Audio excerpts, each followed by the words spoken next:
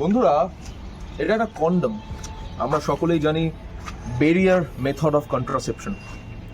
এই ভ্যালেন্টাইন উইকে 2018 সালের ফেব্রুয়ারি 13 মাসের একটা report, Times of India report বলছে যে এই সময় কন্ডমের বিক্রি 15-30% বেড়ে যায়। ইন স্পাইট অফ দ্যাট, সেটা হওয়া সত্ত্বেও আমরা দেখতে পাচ্ছি যে মার্চ থেকে এপ্রিল মাস নাগাদ অ্যাবর্শনের হার, অর্থাৎ যেটাকে ভালো ভাষায় মেডিকেল টার্মিনেশন অফ প্রেগনেন্সি বলা হয়, সেটার হার প্রচুর পরিমাণে বেড়ে যায়। তোমরা দেখেছো কোনোদিন মেডিকেল টার্মিনেশন অফ প্রেগনেন্সিতে ঠিক একটি মহিলার কতটা পেইন হয়?